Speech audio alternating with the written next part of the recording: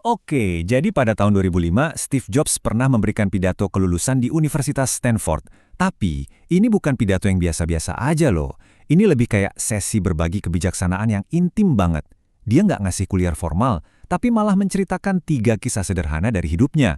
Nah, sekarang kita bakal bedah bareng-bareng ketiga kisah super inspiratif ini. Nah, dengerin deh kata-katanya. Keren kan? Dengan kalimat ini aja, Jobs langsung bikin suasananya jadi personal dan rendah hati. Dia seolah-olah bilang, lupakan kalau saya CEO Apple, dia justru memposisikan dirinya sebagai teman yang mau berbagi cerita. Ini kayak undangan buat kita semua buat dengerin, bukan dari seorang bos besar, tapi dari sesama manusia. Oke, kita masuk ke kisah pertama. Menghubungkan titik-titik. Inti dari cerita ini tuh idenya kuat banget. Kalau jalan hidup kita itu seringnya baru kelihatan masuk akal kalau kita lihat ke belakang. Jadi ini tentang percaya sama proses, percaya sama perjalanan, meskipun saat kita menjalaninya, kita sama sekali nggak tahu ini semua akan berakhir di mana. Jadi ceritanya gini, setelah baru 6 bulan kuliah di Reed College, Jobs itu merasa tertekan banget. Coba bayangin, dia lihat tabungan seumur hidup orang tuanya yang notabene dari kelas pekerja habis cuma buat bayar biaya kuliahnya. Dan yang paling bikin galau, dia sendiri nggak tahu mau jadi apa, nggak bisa melihat nilai dari semua itu. Akhirnya, dia ambil keputusan yang super berani dan, ya, menakutkan. Dia drop out. Nah, disinilah ceritanya jadi menarik. Justru karena dia drop out, batasan yang ada malah berubah jadi kebebasan. Tanpa harus pusing mikirin jadwal kelas wajib, Jobs jadi bebas banget buat ngikutin rasa penasarannya. Dan rasa penasaran inilah yang akhirnya membawa dia ke sebuah kelas yang, kalau dipikir-pikir, kayaknya nggak ada hubungannya sama sekali dengan masa depannya. Kelas kaligrafi. Dan disinilah titik-titik itu mulai nyambung. Pelajaran soal tipografi indah yang dia dapat di kelas kaligrafi itu, jujur aja waktu itu sama sekali nggak ada gunanya secara praktis. Tapi coba tebak, 10 tahun kemudian, semua pengetahuan itu jadi inti dari desain komputer Macintosh pertama.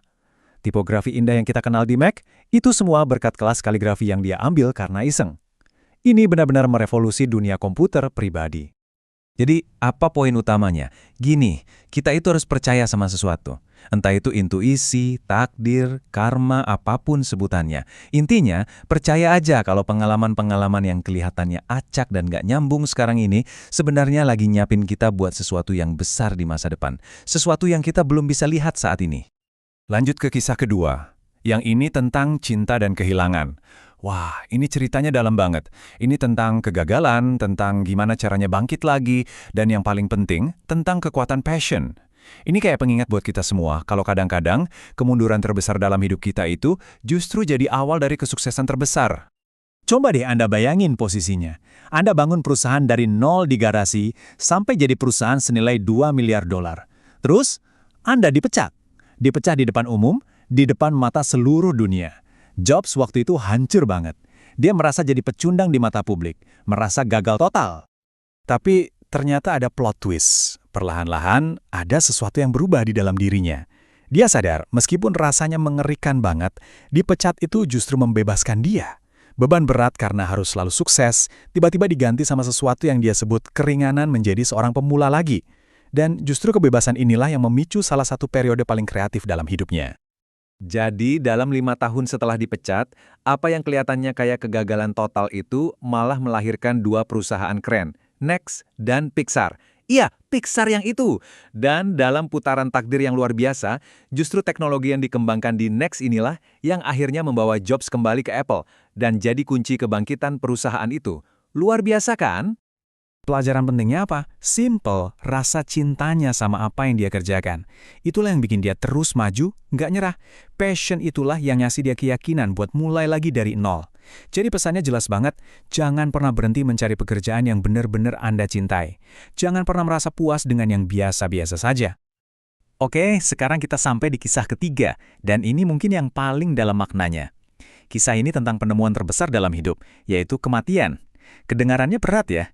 Tapi ini sebenarnya tentang bagaimana kesadaran akan kematian bisa ngasih kita kejernihan luar biasa dalam hidup, tentang bagaimana kita bisa hidup dengan lebih punya tujuan.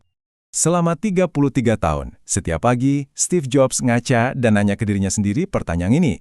Pertanyaan ini jadi semacam kompas pribadinya, buat mastiin dia tetap di jalur yang benar, jalur yang sesuai kata hatinya. Kalau jawabannya enggak selama beberapa hari berturut-turut, dia tahu ada sesuatu yang harus diubah. Filosofinya sebenarnya simpel tapi dalam banget. Kalau kita ingat kita semua akan mati, itu adalah cara terbaik buat menghindari jebakan pemikiran kalau kita punya sesuatu yang bisa hilang. Kenapa? Karena pada dasarnya kita udah telanjang. Kesadaran akan kematian itu melucuti semua hal yang nggak penting. Omongan orang, gengsi, rasa takut gagal. Yang tersisa cuma apa yang benar-benar otentik dan penting buat kita. Dan itu membebaskan kita buat ngikutin kata hati. Dan konsep ini jadi sangat-sangat nyata buat Jobs saat dia didiagnosis kanker pankreas. Dokter waktu itu bilang umurnya tinggal 3-6 bulan lagi. Coba bayangin, divonis seperti itu. Dia dipaksa buat berhadapan langsung dengan kematian, buat beres-beres urusan, dan ya, buat siap-siap mengucapkan selamat tinggal. Untungnya setelah operasi, dia selamat. Dan dari situ perspektifnya soal kematian jadi jernih banget. Dia nggak lagi ngelihat kematian sebagai sesuatu yang menakutkan, tapi justru sebagai penemuan terbaik dari kehidupan itu sendiri. Kematian, menurut dia, adalah agen perubahan. Tugasnya adalah membersihkan yang lama untuk memberi jalan bagi yang baru. Jadi, apa pelajaran terakhir dari sini? Pesannya sangat jelas dan kuat. Waktu kita itu terbatas. Jadi jangan sia-siakan dengan menjalani hidup orang lain. Jangan biarkan opini orang lain menenggelamkan suara hati kita. Dan yang terpenting, milikilah keberanian untuk mengikuti hati dan intuisi Anda. Ini adalah ajakan untuk hidup secara otentik. Nah, sebagai penutup, Jobs ngasih sebuah harapan perpisahan, sebuah frasa yang selalu jadi panduannya, dan sumbernya ini cukup gak terduga. Dia cerita tentang The Whole Earth Catalog. Publikasi ini kayak semacam Google dalam bentuk buku, tapi 35 tahun sebelum Google ada. Buat generasi dia, ini udah kayak Alkitab. Isinya itu idealis banget, penuh dengan ide-ide keren dan gagasan-gagasan hebat, yang dibuatnya pun masih manual. Bener-bener menangkap semangat eksplorasi dan kemandirian pada masanya. Di sampul belakang edisi terakhirnya, di bawah foto jalan pedesaan yang sepi di pagi hari, ada kata-kata perpisahan ini.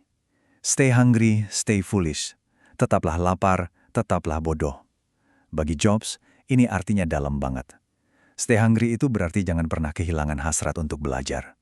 Dan stay foolish itu berarti jangan pernah merasa paling tahu segalanya. Tetaplah rendah hati seperti seorang pemula. Itu adalah harapan yang selalu dia pegang untuk dirinya sendiri. Dan sekarang, dia wariskan kepada para lulusan itu. Dan begitulah ketiga kisah dari Steve Jobs ini. Pada akhirnya, semua ini meninggalkan kita dengan beberapa pertanyaan mendasar untuk diri kita sendiri. Titik-titik apa sih yang sedang Anda kumpulkan saat ini? Pekerjaan apa yang benar-benar Anda cintai? Dan yang terpenting, apakah Anda sudah mengikuti kata hati Anda? Pidata ini pada akhirnya bukan cuma sekedar nasihat, ini adalah sebuah tantangan. Tantangan untuk kita semua agar berani memeriksa hidup kita, percaya pada perjalanan kita, dan hidup secara otentik.